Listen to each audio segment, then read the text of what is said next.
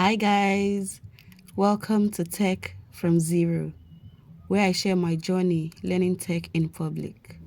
In my first cloud class, we covered some terms that sounded complicated at first, but once they were explained clearly, they started to make sense. I explained the meaning of cloud computing in my last video. So today, I'll be explaining the key characteristics of cloud computing. There are 6 characteristics of cloud computing, and they are scalability, elasticity, agility, fault tolerance, disaster recovery, and finally, high availability. Now I'm going to break them down the way I understood them as a beginner. Number 1, scalability. This refers to the ability to allocate or deallocate resources based on demand. It simply means adding or removing resources when you need them. There are 2 types of scaling, vertical scaling and horizontal scaling. Vertical scaling is like upgrading your laptop's memory or CPU. In cloud computing, it means upgrading one server by adding more CPU, memory, or storage. Horizontal scaling, on the other hand, refers to adding or removing servers to share the workload.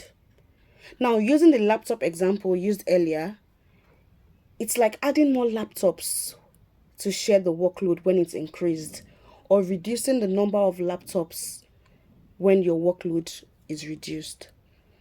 Vertical scaling has limits.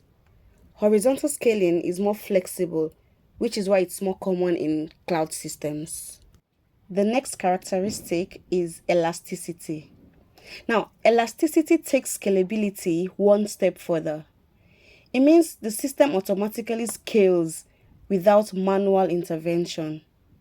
For example, if traffic spikes suddenly, the system adjusts itself.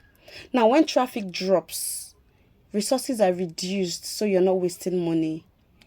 This automation is one of the biggest advantages of the cloud. Moving on to agility. This means reacting quickly to changing needs, allocating or deallocating resources quickly as the need arises, no delays whatsoever. So the 4th characteristics, fault tolerance.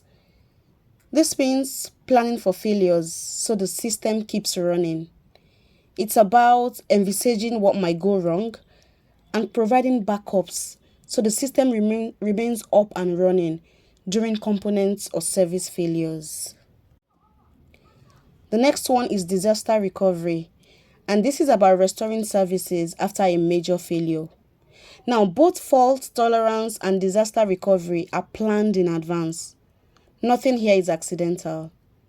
Understanding this made me appreciate how much planning goes into reliable systems. The last one, high availability. High availability focuses on keeping systems running with minimal downtime. So instead of relying on one server, cloud systems spread workloads across multiple servers and locations. If one fails, another takes over. The goal is that users don't even notice when something goes wrong. Thanks for learning with me. This is Tech from Zero.